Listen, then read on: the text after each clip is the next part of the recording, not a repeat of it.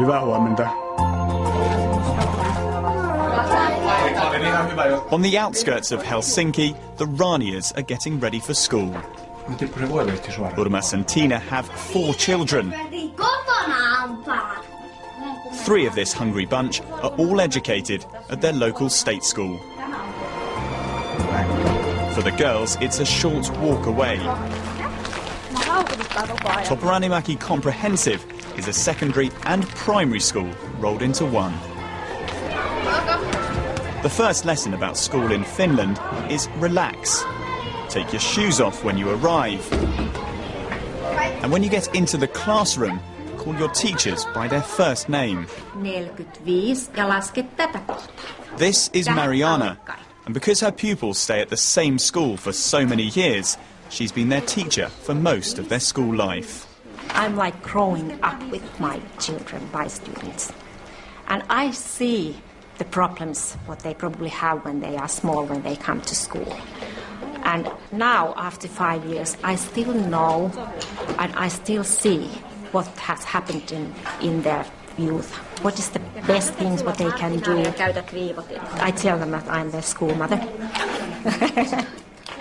Le café, le salon de thé, le salon de thé. Learning foreign languages here is seen as key. For these 11-year-olds, French is not their second, but their third language. And when they're 13, some will speak a fourth.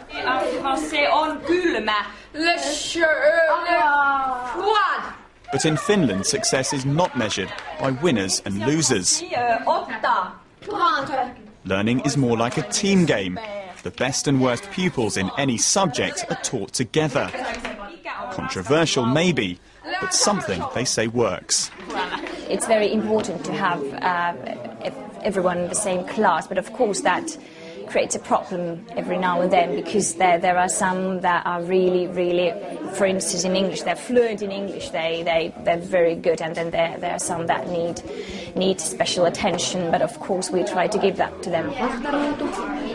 Giving pupils extra help is standard practice.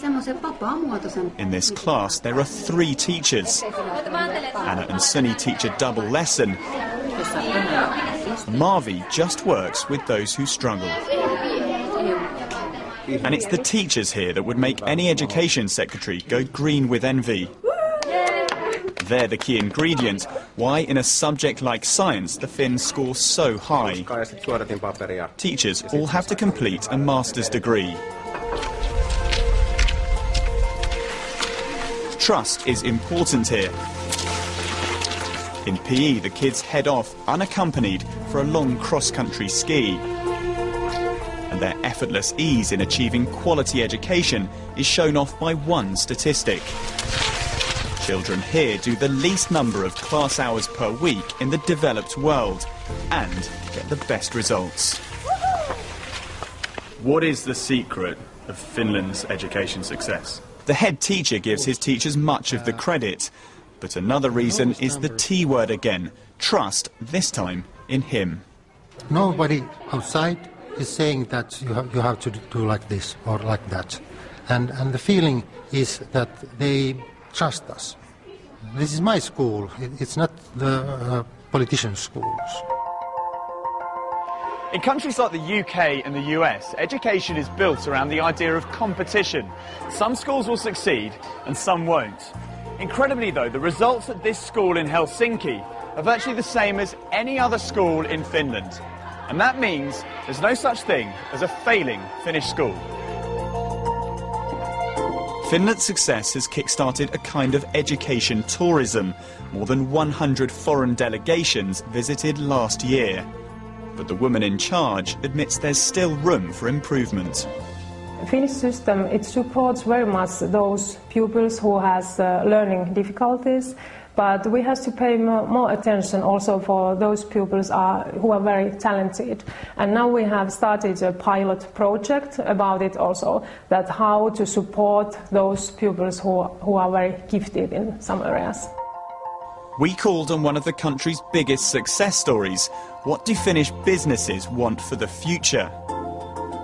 For the Finnish mobile phone giant, it's about maintaining high standards in the core subjects and consistency across the workforce. What we want the education system in Finland to continue doing is to keep a very good level in mathematics, science and technology-related subjects.